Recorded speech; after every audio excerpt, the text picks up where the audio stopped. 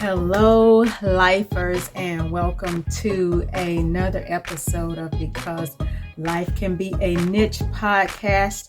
So happy to have you riding with us again. Come on into the living room. Let's talk about life and all that it brings. If you are listening as you're riding and you're listening where you get your podcast, of course, thank you as always. If you're watching on the YouTube channel, Life Can Be a Niche, thank you for that. Please make sure you like it, subscribe, share it with your friends, and definitely hit that notification so that you know when we come out with a new video. I would love to see our community grow even more. You guys know how we always do it in here. We always have our tea of the episode, and we definitely give you a way to engage with us. So engage at Katie Bryant Writes. I'm gonna keep it simple. At Katie Bryant Writes on social media, TikTok, Twitter. You know, I'm laughing because it's really funny that I'm even on TikTok. That's another story and episode in itself. Twitter, Facebook, Instagram, and the blog, KatieBryantWrites.com. Check that out and be sure to subscribe there so you know when we drop a new blog. And the tea of the episode is a cup of calm. And that can be whatever tea it is that calms you down. For some people, it may be chamomile. Others, it may be a lavender chamomile. I like to blend a ginger with chamomile. I don't really like ginger tea. And I'm not a huge fan of chamomile tea. But together, they actually, that's my cup of calm. So, you know, the tea is whatever you need it to be today. If it needs to be your cup of calm, whatever that is, put it in your tea, sip it and drink it up. I don't even have my teacup because it's late. I want to come in, pop on, say what I want to say, and get your feedback and engagement, and then move on because it is late. And that is what part of what this podcast is about. I don't intend on it being very long. I always say that, and then I look up and I'm editing and it's like 40 doggone minutes. But today is not one of those days. One, because it's almost the next day. It's after 11 p.m.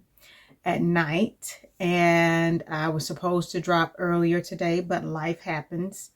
And so I'm thrown off schedule a little bit. So I'm sitting here in my office still looking at about 3 or 4 things that I haven't done that I was supposed to do today. One, I'm drinking my water, just trying to, you know, dilute all that tea. But also I'm journaling things that I was supposed to get done, making my list for tomorrow. Just a whole bunch of stuff. And that's what I want to talk about today, because I was riding earlier. I was riding in the car, and I was actually doing something for me this evening. I went and took care of some things that I need to take care of, run some errands, drop some things off, get some things paid. I actually got my hair done, and which is a treat because for a whole year almost I was not doing that and doing it myself. So it was just nice to get in the shampoo bowl and just, hey, let's come out better than how we came in. But I was thinking when I was riding in the car, and I was, you know, thinking about all the missed calls that I had and all the people I owe phone calls to, or I owe tasks. And, you know, this is not even my job. This is just personal obligations. And then immediately my mind started churning to like all the things that I have to do when I get home, like mommy stuff. You know, does everybody have dinner? Homework help, making sure that it's the end of the week, making sure that all assignments are turned in and nothing's missing, or checking behind them on everything. And it occurred to me, and I sat there with it for a minute, because I started this conversation a couple of weeks ago, and I never followed it up. But it's about prioritizing and making sure that you take care of yourself and all of the things that you have to do, whether you're a mom or you don't have kids, but you have other obligations. You have things to do with people depending on you for things. If you're a caregiver, it is, and it can be so draining when you have all of these things pulling you in so many different directions, and you're like me, up late. Like, this was not my intent. I have not gotten in the bed this week before 11 p.m. Not one night this week. And it's not because I'm doing anything for me. Everything that I have done this week has been for someone else, or for potential clients, or for my job, my full-time gig, or being a mom. Mostly my evenings are, mom time, and running behind children. Did you do this? Did you do that? Have you done this? Come here, sit down, focus on all this stuff going on. And I was so tired today. I posted like earlier this week, because I'm also doing this stretching thing where I'm trying to get more flexible and trying to do this splits in 5 weeks or 8 weeks or something ridiculous that, my body is like, okay, 20 weeks. But anyway, that's another story in itself. Again, that's just something I'm doing for me. That's 9 minutes out of the day.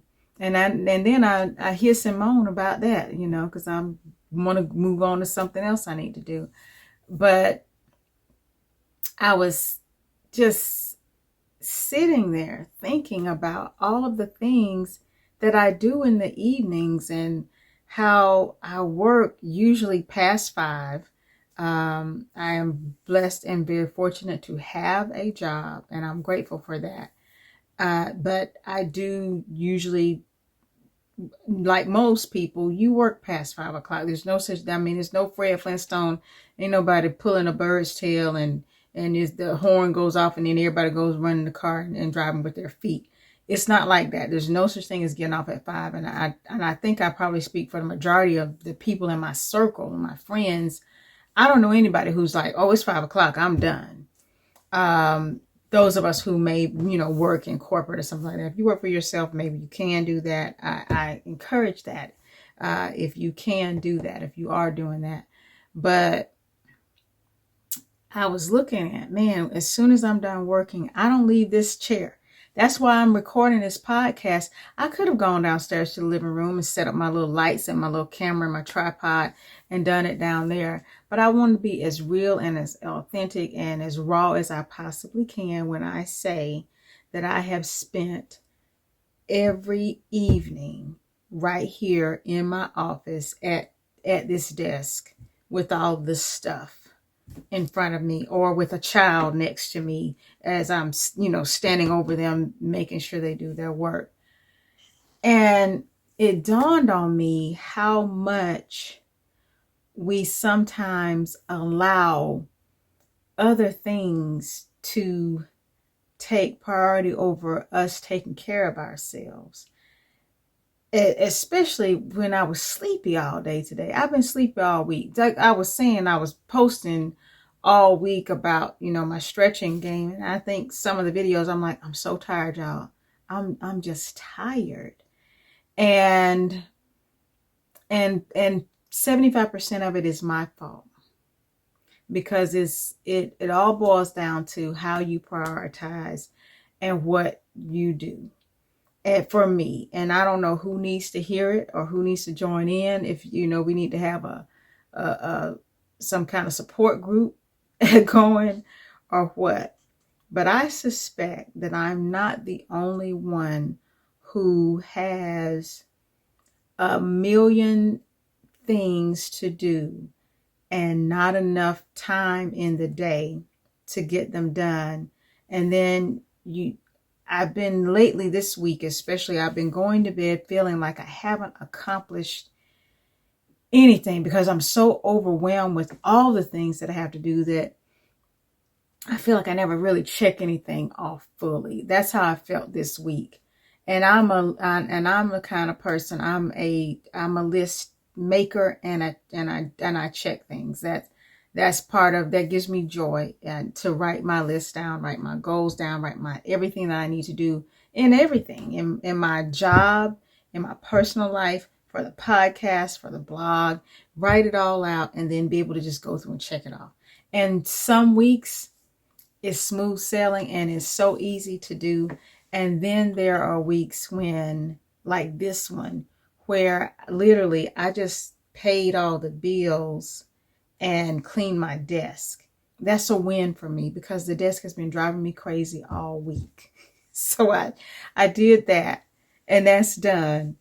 But I was sitting here just thinking, who out there is just spinning wheels constantly and not prioritizing yourself into that equation of all the things that we have to do. And a couple of things hit me in some real raw moments. One, there is no such thing as everything has to be done right now. I know that. But when you have little people that you're responsible for, and, everybody knows Mimi, my mom, the kids, Mimi, lives here with me as well. So, I also have obligations for her to make sure that she has what she needs. Or, I feel so defeated when she asks me to do something and I'm like, oh, I forgot to do that. And then she'll come back in, did you do blah, blah, blah? She's so sweet about it.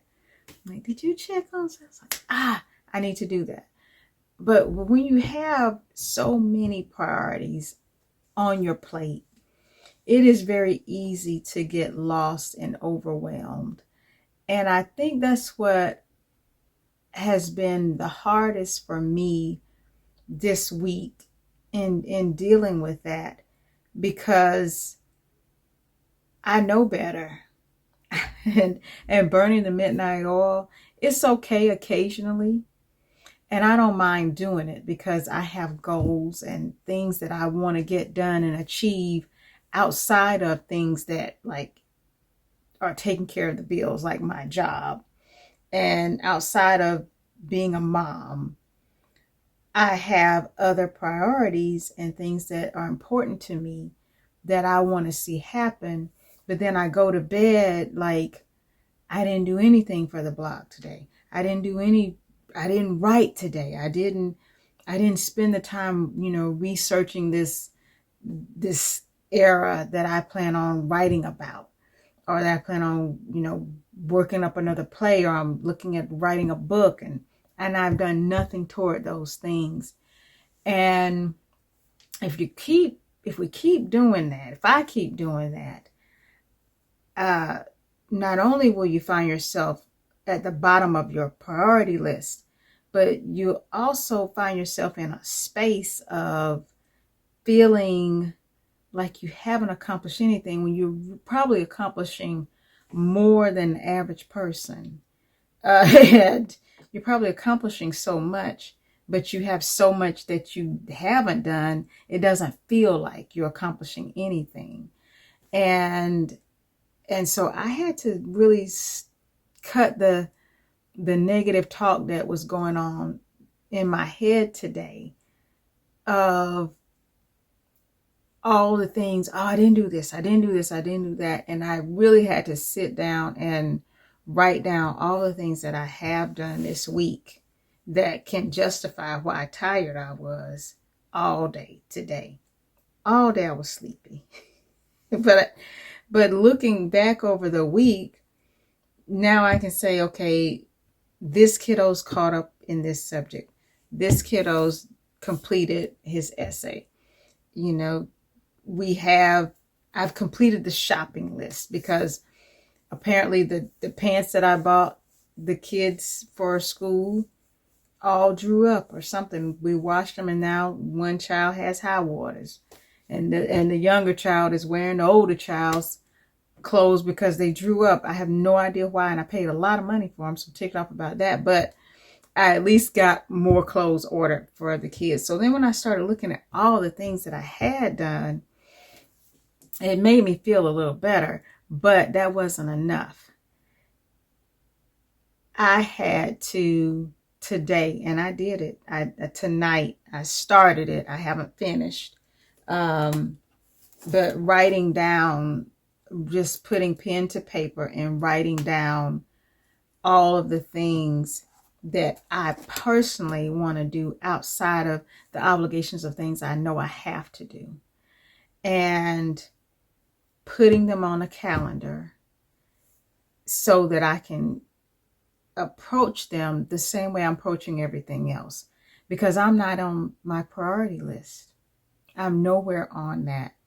And you know, you hear women say this a lot, you know, and it's not just all women, that I mean some men too. But I will say the majority of time when you hear, you know, I'm last for everything, it's usually a woman saying it, or a mom saying it, or a caregiver, or a sibling, or, you know, someone, a godparent, an aunt. It's usually the woman who's last on the priority list. And I was thinking, you know, why do we do that?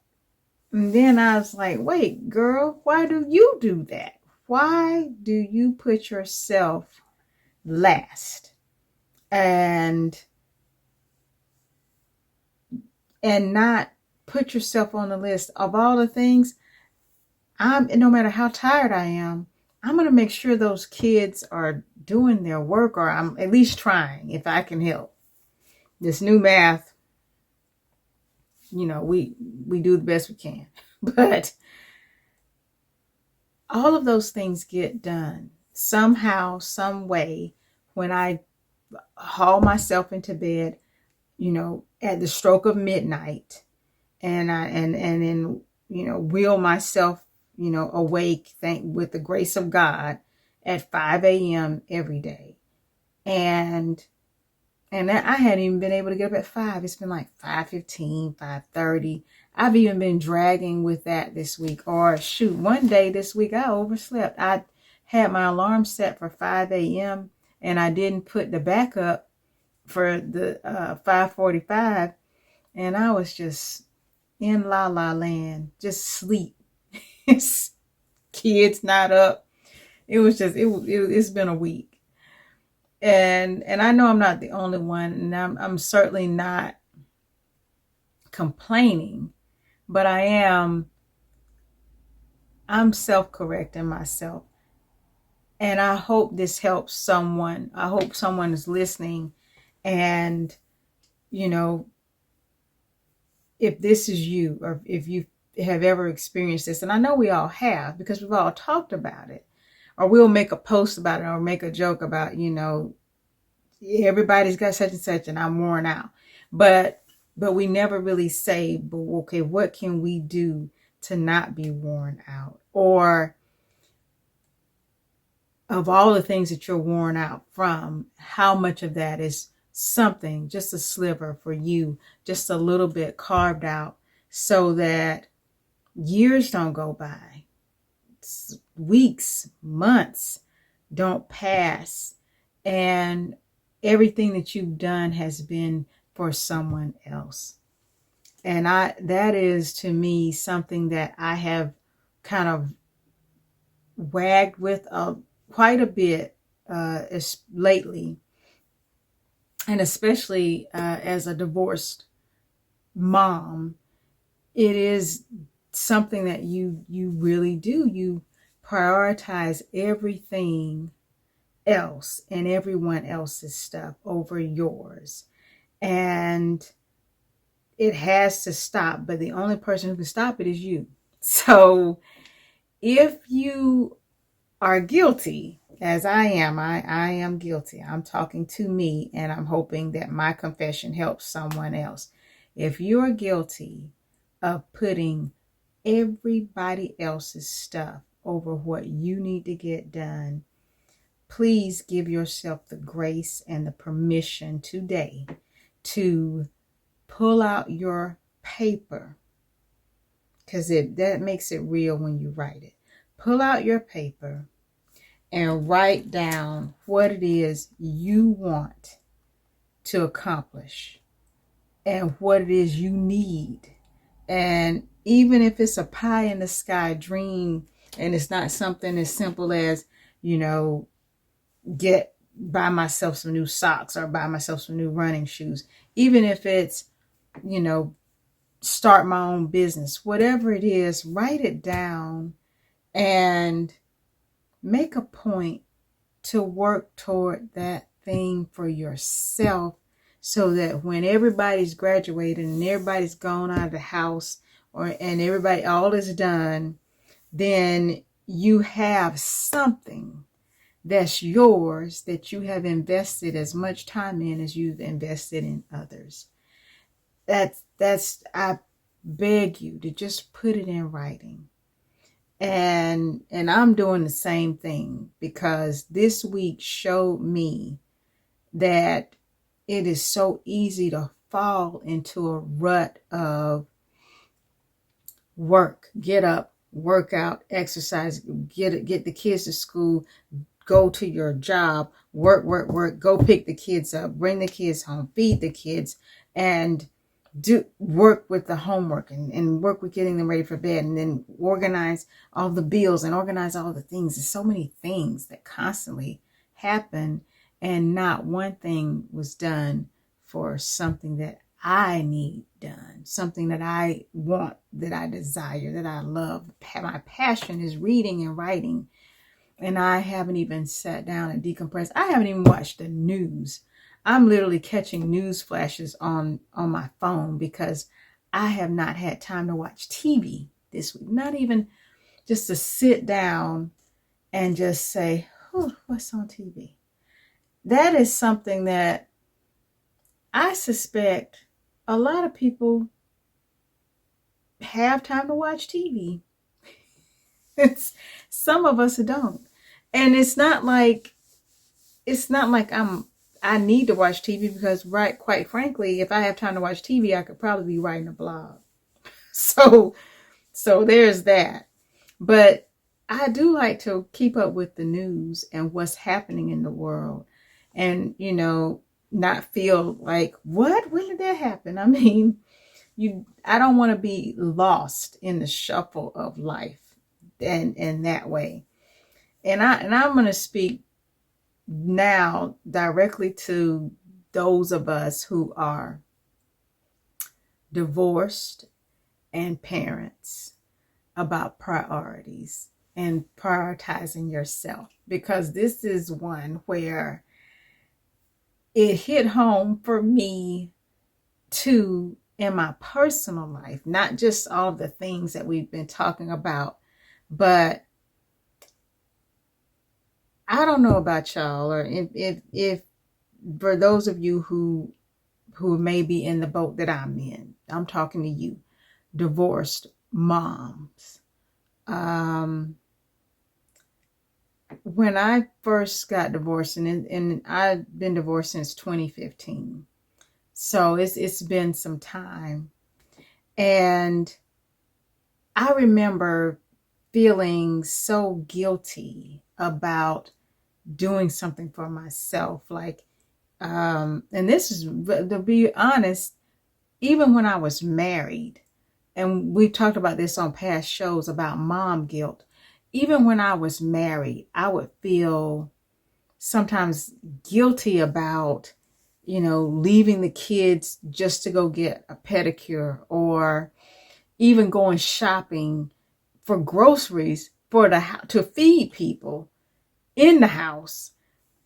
And if I, just jetted out real quick by myself, because I didn't want to deal with the hassle of car seats and attitudes and whining. I really just wanted to make a quick run in the store, like 10 minutes in and out, things that happen BC, before children. I could go in the store and be in and out in a minute's notice. But after the kids, if you take children with you, first of all, toddlers, on any type of grocery shopping trip, just go ahead and pack a lunch, because you're going to be in there for 45 minutes to an hour beyond the time that you intended to be, just because it's going to be, I want to see, yeah, I want to do that, I want to do. So that's a whole nother thing. So I would feel guilty when I would say, hey, I'm running out to the store. I just need to go we just need onions. I just need some onions so I can finish this meal or whatever. And as I'm driving, and the kids are crying, of course, because, God forbid mommy goes to the store without us, or anywhere for that matter. God forbid mommy closes the door to the bathroom. But that's how it was, when they were little. And I would just feel the whole time my heart was hurting as I'm driving to the store to get things to feed these folks. And I'm like, why do I feel guilty about it? It's mom guilt. Mom guilt is a real thing. But I will tell you, there is no guilt like divorced mom guilt, because I don't think people intend to do it, but people will make you feel bad for prioritizing yourself in the equation of your new normal, your new life as a single parent, especially if you have custody, or you have, the custodial rights, I guess. So in my situation, and I don't know, I know a lot of situations like this, but there's not an even like 50-50 where the kids are here half of the week and they're here this half of the week. There's none of that. It's the kids see their father every other weekend. And it's like from Friday, 6 o'clock in the evening, and they come back Sunday, 6 o'clock. So you're talking about maybe a half a day Friday, a whole day Saturday, and then part of a day Sunday. And that's every other weekend. So technically maybe 4.5 days out of the month, you don't have your kids. But the rest of that month, because let's just say 30 days, at least 24 of those days, those kids are with you. They are your responsibility to feed, get up, get dressed, get to school, whatever it is that has to happen for children is happening with you the majority of the time, because you're the parent who has the custody the majority of the time. And not always is it moms. And I know a lot of families who have chosen to do some type of 50-50 split, where this like the kids are here half of the week and the other half. That doesn't work for our family. That just wasn't going to be a good setup. But that's what we're rolling with is, pretty much 24 days out of the month, they are my responsibility. And if I want to do anything, or if I want to take care of anything that I need to take care of or prioritize for me, that means that if it's happening on those days, I need to make arrangements, or I need to have things done to make sure that they are taken care of, or picked up from school, or dropped off to school, or whatever it is. If I have to travel for work, I had to make sure that I had someone in place to take care of them. And thankfully, I'm blessed. My mom is here with me. But that wasn't always the case during these past few years. My father, I mentioned before, just passed away 2 years ago, now going on 3. And so my mom and dad would be back and forth. They would be here when my dad was doing chemo, and when he had a lot of doctor's appointments, but essentially they were 3 hours away when he didn't have chemo appointments. So it was just me by myself with the kids. And I gave you all that background because it is, in talking about mom guilt, divorce mom guilt is like a whole nother animal. And when you're prioritizing, it changes the way you prioritize, because people will make you feel like you can't have a life. And it's people who are well-meaning and they may love you. And so I'm mindful of what I say to people who are, out here divorced or raising children on their own. Just the words, in talking about prioritizing, just hearing the words, well, your kids got to come first. So, you can't do blah, blah, blah. Or, well, you probably won't be able to go do such and such because your kids first. You got to put your kids first. You can't date. You can't do this. You can't do that. And let me just tell y'all, first of all, when somebody say, first of all, they about to go off. But first of all, there is nothing more deflating than busting your tail and working 90 to nothing to make sure your kids have everything they need to be safe, healthy, whole, spiritually fed, physically fed, emotionally fed. And when you hear, well, your kids come first, and people don't mean it in a mean way. I know that people don't mean that in a negative way, but when you're talking to your friends or you're talking to your family members and you're just like, yeah, I saw such and such and I'm thinking about doing blah blah blah, but I don't know if I have time. Well, yeah, I know, because your kids come first. And to hear that, first of all, your kids come first, even though I'm going to pose a little bit of I disagree, but in just a little bit, because I do believe that as a divorced mom or a divorced parent, when you are a parent and you are doing it the right way, then absolutely your offspring come first. That's a priority for you. They come first in making sure that if I don't eat, they eat. If there's only enough food for them, they're going to eat. That's the instinct of parenting, I believe. At least for me, that's what it is. And so in your heart of hearts, you already know that your children come first. Deep down, you already know that absolutely they come first, because I'm going to make sure they have the clothing. I'm going to make sure they have all the resources. They're going to have the lights, because the comfort, heat, air, whatever they need, I'm going to make sure that they have that. And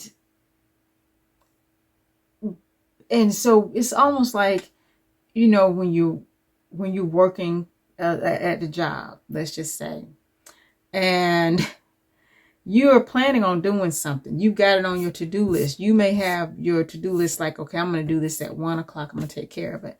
But if somebody emails you at 10:30 and says, hey, don't forget to do blah, blah, blah, blah, or make sure you do blah, blah, it ticks you off, because it's on your list and you already had planned on doing it anyway. At least maybe that's me.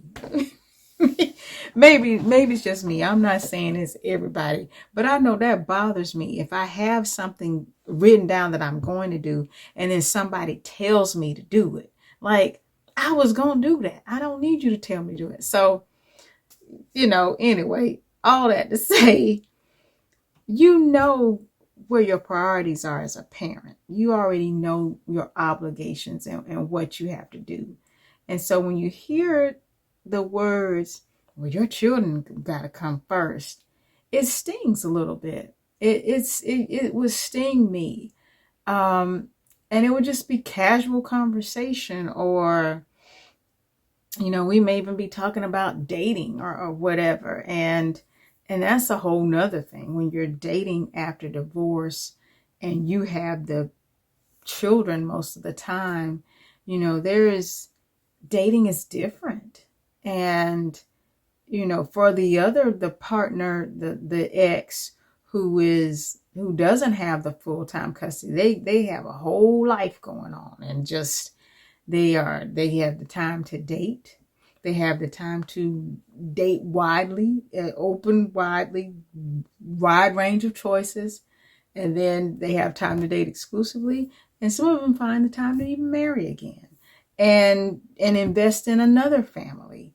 And so their life is still happening. And for those who accept, and I'm going to say accept, for those who accept that you are not a priority in that your happiness, that your that you being found or finding a mate yourself, or reconnecting with someone, or developing a relationship is off limits because you are the main provider for the children, you know, that has to be debunked, because you will find yourself. And I definitely, that's why prioritizing is so important to me, even in my personal life, even in my dating life, because those kiddos, if I'm doing it right, and as long as God has my back in it, are developing into strong, capable, independent young men who, for all intents and purposes, will be leaving the home in 4 years for one, 5 for the other. That time will fly by, because I can't even believe that I have a teen and a tween already. It's like it happened overnight. And if I allowed the thinking of, you know, well, your kids got to come first, so you shouldn't date, or you can't date, or you can't do this, you know, wait till they graduate. And some people have done that. I know people who have decided to wait until their kids graduate high school before they even begin to look at what life for themselves would be. And that just went, that dog wasn't gonna hunt. I did not believe, I do not believe that is the case. Absolutely, my role and my responsibility, God has blessed me with these children. He's given me a role. But God made me so much more than just a mom, than just a spouse or an ex-spouse or a girlfriend. I am so much more than just one thing, that I owe it to me to say, hey, nope, they come first in here.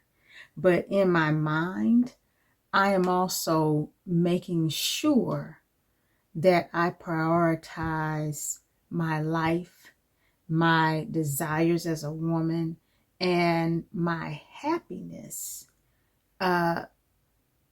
in my relationships to the level that when those kids are gone, I'm not sitting here looking around thinking, you know, where are all those people who said, well, your children should come first, so you can't do this and you can't do that and you shouldn't do this. Absolutely not. Absolutely not. You can have it all. If you can raise children as a couple and still start a business, or still write a book, or, you know, start a new career, or quit your job and go off and pursue your real passion. If you can do that and as two, why can't you do that as one? There's no rule that says that you can't. And I'm careful and mindful when I'm talking to other moms and who are, you know, single parents or divorced or whatever, or widowed. And I'm very careful not to tell anybody, you know, well, I know you probably want to do that, but you know, your children come first. That's not anything. I had to deprogram myself, because at first I believed that. At first, you know, because I heard it so many times from so many places, and people don't even realize they're saying it. Because they may not say those exact words, but you know, even when you're talking about, oh yeah, I met someone and, you know, we were talking or whatever, we're just trying to figure out, you know, time when we can actually, you know, meet up to go out or whatever. Well, yeah, well, I know you got to get your kids taken care of first. And, you know, well, it's probably going to be hard. You might want to just, you know, just take your time, or, you know, you may not be able to see that person all the time. Well, you know, they got to understand you have kids, and no good parent is going to neglect their children for dates or for pursuit of a business or whatever it is. But I'm telling you, hearing that, you will buy into it and you're like, yeah, you're right. Yeah. And before you know it, you know, you're just sitting there momming your way through life, and your children will be gone. Or even before they leave, they're done with you. I've probably got maybe a good 2 or 3 more years. Right now, they still want to hang with me, which is pretty cool. And I love it. I don't get me wrong. I love hanging with my kids. And I'm grateful that they still think I'm pretty decent to hang with, and they're not embarrassed by me yet. At least they haven't told me. But there will come a time when they're going to want to be with their friends. If the world ever opens back up, they're going to want to be out and about with their friends at the mall, at the movie theaters, out on dates. And I will be here. And if I'm not careful in how I prioritize me, I will be here just with nothing to do other than wait for them to come back home so I can mom again, you know. And I'm not going to do that. And I said I have a little bit of a challenge for, you know, prioritizing, you know, your kids come first. Your faith comes first for me. This is how I've reorganized that whole notion. God comes first. And everything that God has called me to do, and the purpose he has for me, which is more than momming, those things are in order, because I put God first, and then I prioritize my purpose. What does God call me to be? And when I get married again, it will be my relationship and my children, probably on equal planes, but still your relationship matters, and it's in order. And if you don't have that order in your own mind, if you don't decide what you want that order to be, or what it should be, purpose to be, you will find yourself again looking up one day and not knowing who you are, what you like, what you want to do, not even nurturing yourself, not even nurturing your desires and what you have, what your goals and dreams are. So God, you know, when I was married, it was God was the head of the household, and then your relationship with your spouse, and then your parents, and all the things that branch out from that, which, you know, your career, your purpose, your calling, all of those things. So why would it not be prioritized that way if you're the only parent that's there now? God first. What is it? Then your relationship with a mate or a significant other or whatever. Definitely not. I mean, I'm talking about serious stuff. I'm not talking about just like, hey, I'm just out dating, blah, blah, blah, going off here to there, to and fro. Definitely not anything like that. But absolutely working toward, if you see that someone is worth it, then putting in the time and the effort to nurture that relationship and grow it to the point where it is something worth fighting for, and worth having and developing, hopefully, into a family at some point, if that's your desire. So why would you have that at the bottom of all of these other things that you have priority over? And so that's where I challenge that, waiting till your kids graduate to do anything, or waiting until they're older when they are going to accept, well, they may accept it more, or they'll accept it better when they're older. No. Do you really think that is productive or healthy for anybody involved in the situation at all? Absolutely not. First of all, you don't know, you might miss out on who God has sent for you, because you are allowing society to tell you that, oh, well, you got to put them first and you can do anything else. You're just a mom. You're just a parent who has them the majority of the time. So all your time needs to be spent doing that. No, that's not how it is. People out here are having whole lives, a whole new life they're developing. And those of us who have our children have to learn to be intentional about making sure that you're not looking around wondering, what do I do next when those children leave? What do I have now? You can, hanging by yourself is fine. I enjoy hanging by myself. I always have, but I'm an only child, so I'm kind of weird like that. So that doesn't even count. There's nothing wrong with hanging by yourself. Absolutely not.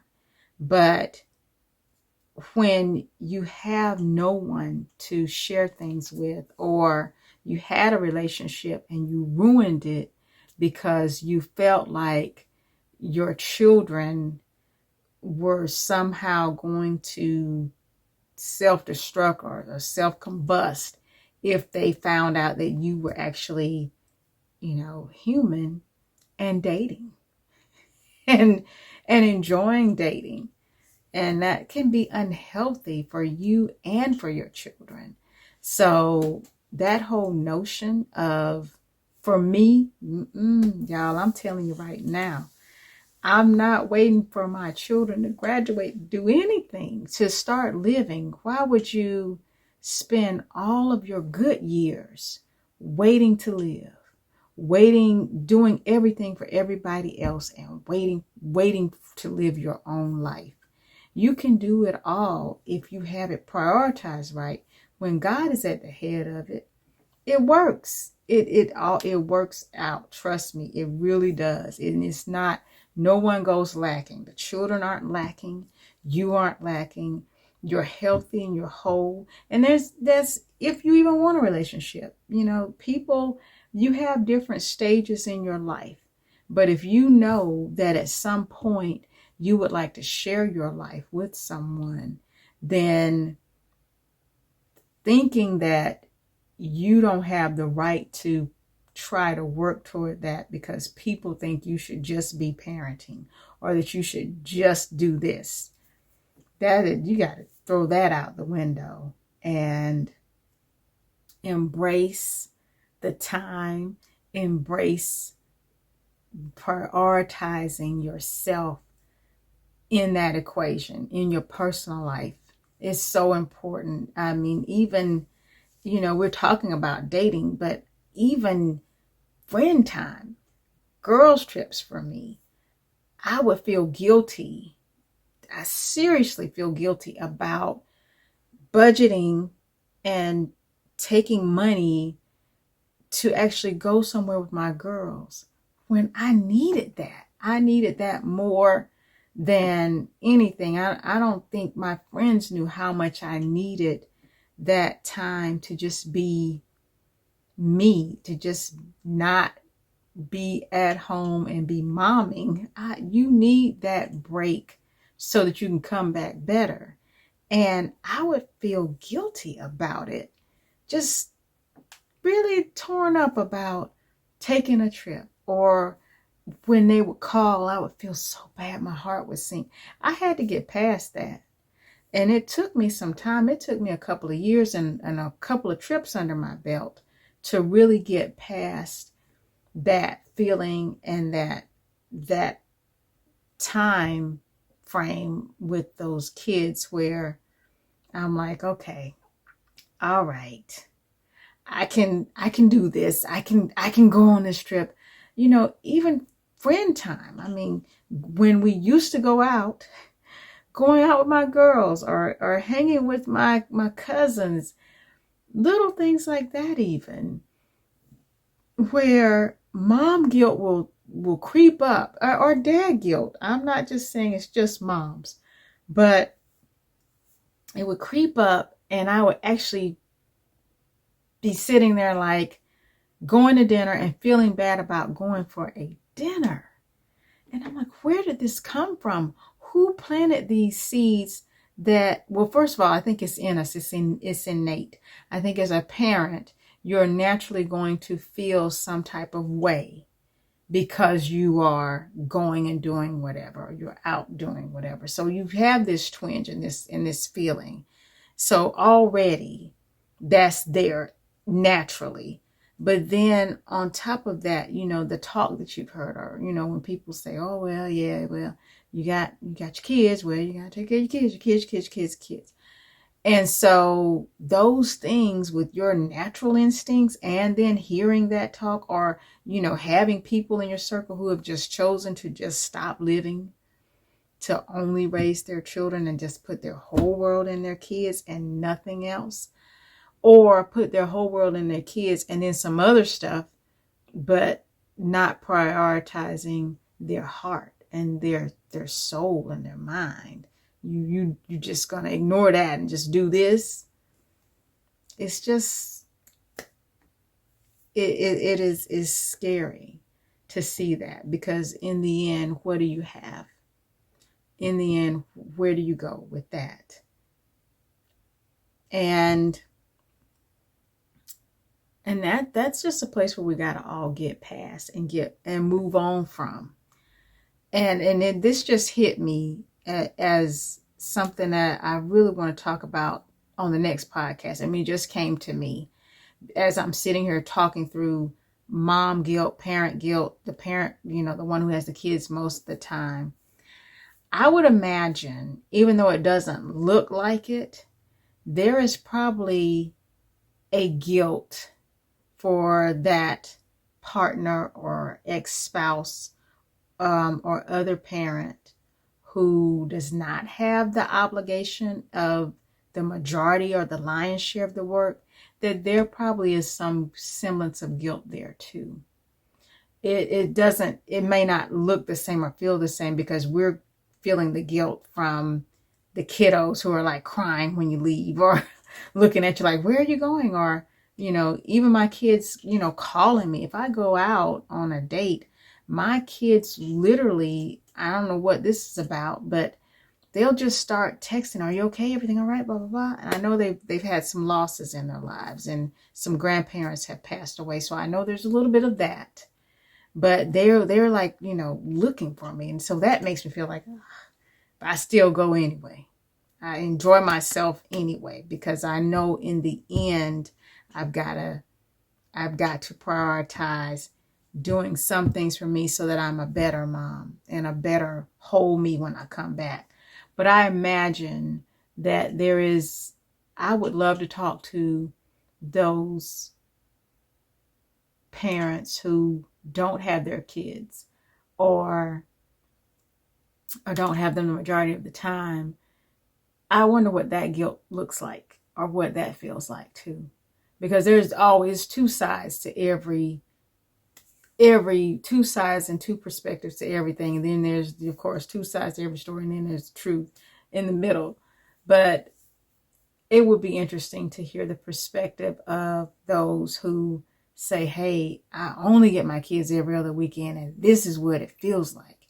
I know some people who are in the midst of a lot of things, trying to get more time or to get more, I guess, a fair share of the custody situation. So I do know that it ebbs and flows between both sides. But today I'm talking about this side, the divorced mom or the parent who has the kids the majority of the time, and prioritizing yourself, prioritizing your business, prioritizing your dreams, prioritizing your purpose. What is your purpose in life?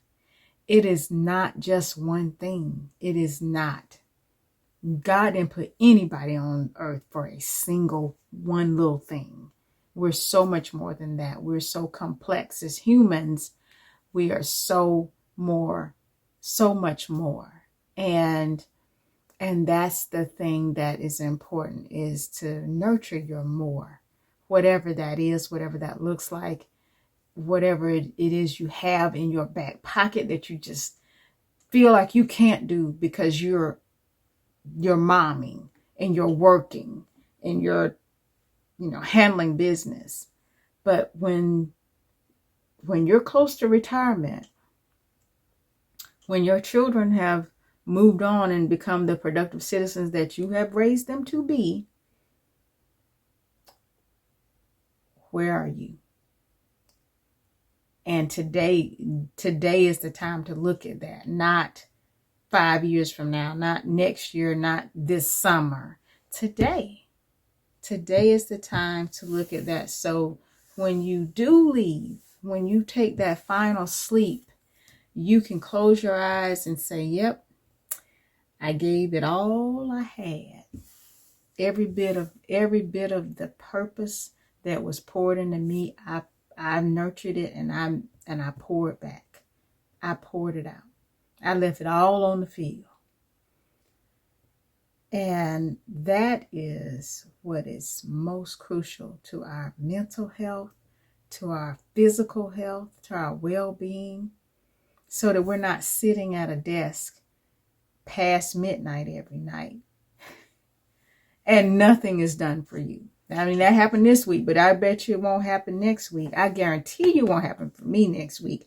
I'm going to get my stuff together and get me together in the priorities. So I'm curious. I want to hear what you all think, what you feel about it. I know for some it may be a touchy topic, but it's the truth. It's raw. This is real life. This is what's happening in my world this week, and I'm just like, oh, I gotta get myself together. I'm not staying up till midnight every night and not have anything done for my purpose and my calling and for my passion. And I'm not going to put off living life and loving and enjoying myself either. Because I can do all those things and still be a fantastic, awesome, most amazing mom, and you can too. Or the most amazing parent. Whatever your situation is, you can too. That's it, y'all. That's all I had to talk about. I told you I was coming on here quick, and then look what happened. It's already almost on the top of the hour. Look what happened. It does every time. But I'm passionate about this thing because I feel like someone else needs to hear this. And maybe you were waiting for someone to say it, or maybe you've been thinking it, but I just had to go on and speak on it and just let it be known and break it down so it can forever and consistently stay broke. So that's it. Prioritize yourself in the equation, whatever that looks like for you. And take care of yourself, and so that you can take care of everybody that you have been blessed and purposed with taking care of. Take care of your purpose. If you take care of your purpose, you'll prioritize. Prioritize your purpose. That's all. And when you do that, that automatically prioritizes you and what you're called to do, and who you're called to do, and who you're called to do it with, and where you're called to do it, how you're going to do it. Whew, child, I feel better, but I'm going to bed again. I don't even want to look at, I'm not even going to tell y'all what time it is. It's late. That's all you need to know. It's late. But I have enjoyed spending time with you again. Thank you so much for coming into the living room and riding with us and joining in on this conversation. Remember, this week's tea is Cup of Calm. For me, it was ginger and chamomile, but whatever it is that gets you together, go on and have that as your tea. Enjoy that, and make sure you follow us on social media at Katie Bryant Writes. Be sure, if you're watching the YouTube channel, go ahead and subscribe. It's free. It's not going to cost you anything. It's not going to hurt you. I promise. Share it with other people. And then get in the comments and let me know what you think about this. Because this is my experience and what I'm going through. But everybody has their own take on it. And I learn from others. And I enjoy engaging with other women, men, exes, parents, whatever, aunties, godparents. Share and tell what it is on your side of the street, what it's like. Thank you so much, as always, for riding with us.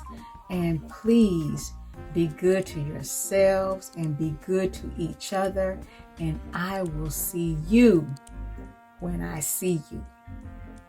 Hopefully high on your priority list.